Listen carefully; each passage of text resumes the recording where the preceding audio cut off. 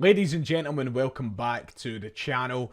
And as we know, a massive January coming up for Celtic Football Club. One where Brendan Rodgers has already spoke about the desperate need for quality to be injected into the Celtic side.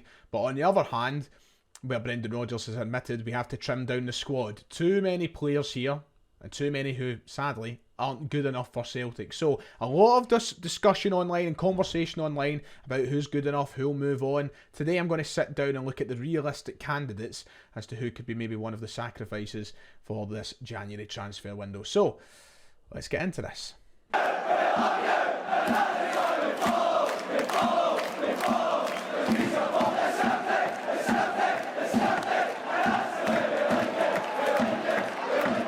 If you haven't already, please make sure to hit like and subscribe. It'd be very much appreciated. Another game coming thick and fast. Of course, we take on Hibs on Wednesday night at Celtic Park. A big game for Celtic. One where we need to continue winning games in a month full of fixtures. But today we're going to take the attention away from the football in the park at the minute. And we're going to talk about that January transfer window, which has been subject to heavy discussion online over the past few weeks. As mentioned in the intro, Brendan Rodgers hasn't hid away from the fact that January is going to be big for Celtic. Now, how big will it be? I don't know. You need to keep your expectations sort of grounded. It's always difficult to sign players in January. The right players anyway. Sometimes you've got to kind of navigate it in certain ways depending on who's available and what clubs are willing to sell. But from Celtic's point of view, it's also a time where we need to trim down a squad that is overly bloated. You know, there's too many players here. We've signed too many players in recent windows who aren't contributing to Celtic and clearly aren't good enough to contribute to Celtic. So the question has been asked, who is going to leave the club? Now, I don't want to be sitting here talking all day, so we're just going to get right into things in a minute. But I have made a list of around 13 players here who could potentially move on from Celtic in any capacity, whether it be coming to the end of a contract, whether it be a permanent transfer away from the club, or a loan move away from the club. There's too many players sitting about doing nothing. And it's not good for them, it's not good for the club. So there is conversation to have about some players. Now, what I will say very quickly is this isn't me saying that they have to go or definitely will go in this January window. But what I am saying is there could be a discussion about the player's future to be had. So, yeah, let's get into this, shall we? Because some interesting names in here, some that have joined as recent as the summer transfer window. We could be here a while. So, let's go. I'm going to start from the back and make my way forward, so from goalkeepers to strikers. I was going to do it in tier list fashion because we know we'll have a tier list on this channel, but do you know what? Just decided to go for this. So, let's start. Goalkeepers. Benjamin Siegrist surely has to leave the club in January. Now, this will always be a baffling one to me. Someone who was brought in, one of the best keepers in the league at Dundee United. Obviously, it was hard to get into the team with Joe Hart performing pretty well the season prior, him joining. But he's not had a sniff since. He's not been included in most of the squads since he signed for Celtic. And surely it's just time to get him off the books. Celtic now need to forward think as to who will be Joe Hart's replacement next season. And Joe Hart could have arguably been in this video, but let's be real, he's not going to be up for conversation in January about moving on from Celtic. So we'll focus on Siegrist. But Hart's replacement's going to come in. It's not going to be Siegrist, it's not going to be Bain. They're going to keep Bain because it's a pretty good scenario for both the club and the player. But Siegrist will surely move on, and we should be moving him on. We don't need 4 goalkeepers. So someone has to go, and Siegrist is the obvious candidate. I don't really see the point of him hanging around anymore, and I know a lot of people still want to see what he can offer, considering Joe Hart's form hasn't been anything spectacular. But you've just sometimes got to sit down and be real and saying it's not going to happen. So surely Siegrist is one of these players we will try and get rid of. Defenders. There's a few defenders to talk about. Quite a few, actually. Let's start with this one. Gustav Lagerbielke. Could he leave the club in some capacity in January? Someone who came in a young age, dubbed a project player, had a couple of semi-decent performances, but obviously a couple where people questioned his ability at this moment in time, whether or not he's good enough for Celtic. He's not had a sniff since that kind of initial run that he had at the start of the campaign, and it's really weird. So, as a loan move maybe on the cards for Gustav Lagerbielke, get him away, get him playing football, aid his development as a player, so that maybe one day in a year or two's time, he can be someone Celtic look to. He's obviously a decent enough player. He was playing for the Swedish national team and scoring for the Swedish national team only a matter of, 2 months ago. So you can't be overly awful if you're doing that. But he's not been on the bench for Celtic, let alone anything else. And Brendan Rodgers spoke at the press conference today about Lagerbielke and Nawrocki, and it doesn't sound overly positive for them. So maybe a loan move for Gustav Lagerbielke, but I really don't see how he gets back into this team when he can't even make the bench. Nat Phillips, he will be returning to Liverpool anyway, so there's not much of a conversation to have here. Is there any chance of Celtic extending that loan move? No. He was brought in as an emergency cover when we were suffocated with defensive injuries right at the start of the season. That seems to be fixed now. We have an abundance of players who can play centre-half, and Liam Scales pretty much took the spot that Nat Phillips was meant to take. Scales has been that good. There's no use for Phillips now. I wish him the best, but there's no way Celtic are surely extending that loan deal. He'll be back to Liverpool in January. Mike Nawrocki, perhaps the weirdest one I have on this list, because never in a million years after his first couple of games would I have been talking about a potential exit for Mike Nawrocki this January. Do I think Celtic will get rid of him? Not entirely. I don't think they'll permanently get rid of the player. But could there be a loan move on the cards or something? He was really unlucky. And this is the weirdest part about it, right? He can't get back in the squad. Brendan Rodgers spoke about that today as well. He can't get back in the squad. He's not been on the bench since, recovering from his injury. But why? Because I genuinely don't think he was that bad in those couple of games we've seen him in. Actually, if anything, I thought he was quite good. We spent a lot of money on him. He was meant to be the Carl Starfelt replacement, and now he can't make the bench. There's got to be a reason for that. This is one of the most bizarre names on the list for me. A loan move maybe, like Lagerbielke, to aid his development, maybe get him back up to match sharpness and just play football consistently for a few months. Obviously, you can't just loan out every centre-half of the team, because then, someone does get injured and you have nobody. But I don't know what the script with him is, and it does raise questions about his Celtic future. Does he have one? Does he have a future at this club? I really can't tell at this moment in time. So it'll be interesting to see what happens with him in January, but I think he genuinely could move on in some capacity. Finally, for centre-halves, Yuki Kobayashi has to go, doesn't he? Why is he here? Why are we spending wages on Yuki Kobayashi? It's not worked out for him. He's evidently not good enough, and he's evidently not rated by our new manager. Ange Postecoglou dropped him when he was pretty much a shoe-in, and that spoke volumes about where his level was, I think. And listen, he's maybe not had a fair chance to recover from that, but once again, I think there's a reason. I just don't think there's a Celtic career there for Yuki Kobayashi. And once again, I wish him the absolute best, and I hope he has success elsewhere, but let's be real. Where is he ever going to slot in again? He's an afterthought at this point. Who thinks of Yuki Kobayashi when it comes to centre-halves? We've got to move him on. And finally, with defenders, Alejandro Bernabe. Once again, someone we've spent a decent sum of money on, who is nowhere to be seen, really. The odd substitution here and there for him. He comes on maybe once every 10 games. Doesn't offer anything special. And in a season where Greg Taylor hasn't been incredible, that for me speaks volumes. But we knew that about Bernabe very early days. We've seen that he was a very raw talent and maybe had a long way to go before he was, an option for Celtic. And I think Ange Postecoglou knew that early as well, because he couldn't get a sniff under Ange either. He's clearly not up to standard. Celtic are talking about left back. We hear that Celtic are talking about left backs. Bernabe's career at Celtic is over. Let's just accept that he will move on in the January window or the summer window. We aren't going to bring back the money in that we spent on him. There's absolutely no chance, but that's what I said earlier as well. Like, Celtic aren't just going to sell players for the sake of it. It is a business at the end of the day, and if they've spent £2-3 million in a player, they aren't going to take the first offer of 200 grand just to get rid of them.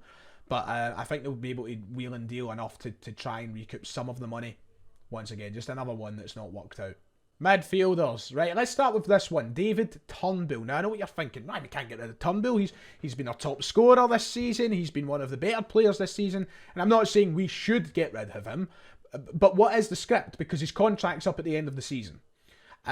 Which, for me, suggests that he is going to leave. I don't see an extension coming from anywhere. I kind of, and I've said this for, a year now, I think that Turnbull will want to move on at the end of his contract. Because at the end of the day, when Celtic do improve and they do bring in better players, will there be a place for David Turnbull? I'm not so sure. So, I don't know if we'll be in a rush to get rid of him in January, but you're looking at someone who's maybe almost certainly going to leave the club next summer. So should we try and get some money out of that while we can in the January window. That's going to be the question on the board's mind, on the manager's mind. I think it would be premature to get rid of him without signing other central midfielders. But I think that there certainly will be a thought about it, considering, 6 months left on the deal. James McCarthy, what do I need to expand? James McCarthy. Just get rid of him somehow. Why did we gave him, a 3 or 4 year deal? Why? Kwon. It's never going to happen, is it? Listen, I've tried to pride myself on being one of those guys that doesn't write a player off after maybe 1 or 2 games. But it's never going to happen, is it? It's done. It's over. The dream is over for Kwon in terms of playing for Celtic, I think. That's a long road back for him. And it's mad because he's not even made a professional appearance, has he? I think it's only that friendly game, but he was demoted to the B team. I don't think he's even consistently played for the B team. It looks like that's just never going to happen. A weird signing to begin with. And it looks as though he will probably move on soon. Once again, if not January, then almost certainly summer. In what capacity? I don't know. Will they maybe give him that opportunity? Will they say, right, there's a loan move like they did with Yosuke Adeguchi, and say, right, take yourself away and get into a better situation and play some football, and then we'll evaluate by the time you're back if you're any use to us. But I don't know. I just feel like it's one they should just cut their losses with pretty early on and do the best for the boy's career as well, so that he's actually playing football, settled somewhere. Because I just don't ever see it happening at Celtic. Now, the reason I'm putting this guy in is because I've seen some people suggesting that Paulo Bernardo, some people are saying we should just terminate his loan. I don't know if we can actually do that, so I just wanted to touch on it very quickly. His loan will be up at the end of the season. He is one of the players who will be gone. I don't see any world in which we trigger that £6 million, not just now anyway, unless he goes on to have a second half of the season, which blows our minds and really raises our opinions on him. He's not a bad player, but he's not done enough to justify spending £6 million on him, has he? So he'll be gone at the end of the season anyway. I would keep him through January until the end of the campaign, but he is someone that will be freed up in the next 2 windows to clear a space and to focus on improving. The next 2 or 3 players are attacking players. They're the last players on the list, and they're also players where I feel like there will probably be a lot of conversation around them. The first one I'm going to talk about is Yang. Is Yang good enough to play for Celtic? I don't think there's enough evidence to suggest so. I was very brutally honest about this in yesterday's video. I just think that he's miles off it. I don't think he's necessarily a terrible player or there's no hope for him, but I just think that he is miles behind the level that we need, and the difference between him and a Liel Abada or a Dyson Maeda, a Jota or a Luis Palma, the difference is staggering, and how long will it take him to get to that level, because I just don't see it happening with inconsistencies in his game, and then when players come back, he's not going to be playing a lot of football. Let's be real, he's going to be subject to the same treatment as a couple of guys on this list, that when Abada, Maeda, Palma are all fit, where is Yang getting a game? Where? So is it for the better that we move him on? And once again, the conversation, in what capacity? You don't need to permanently get rid of him. You could loan him out. You could allow him to play football because he's not going to get an awful lot of it here. But then stockpiling comes into question. Yang, for me, is someone that I think that will be evaluated as the month of January goes on. But if I was being totally honest, I can't see him being a superstar for Celtic. And it might sound harsh, and once again, I don't want to write off guys early doors, but you just know with some players, a loan move maybe would be beneficial for him. Marco Tellio, I mean, once again, why? Why is he here? What is he doing? What is the script? I know as much as you when it comes to Marco Tellio. We've seen 1 appearance for about 10 minutes at Celtic Park against Motherwell. And when he came on, I don't think he was necessarily bad, but once again, is there a reason why we've only seen 10 minutes of him? When he has been fit, he has been available, and he's just not been played. There's got to be a reason for that. Once again, loan move to get him playing, bring him back in the summer and evaluate from there. I don't know, but it's a mystery to me why players like that are here. If they're not contributing in any way, shape or form, and they're not good enough to play for us, why did we sign them in the first place? It's a mystery, Marco Tellio, and he's someone who I've looked at and I would love to see do well, because there's definitely quality in there from what he'd done in the A-League, but it's just, is it translating over here? the manager and the coaches will know better than me, but it doesn't seem there's enough evidence to suggest that. And the final player on the list is Mikey Johnston, who obviously is getting a lot of credit, a lot of praise for his performance at the weekend, coming on and helping Celtic score 3 goals in the second half against St Johnstone. But we have been in this situation 100 million times, and I'm not going to change my tune because of, one half of football.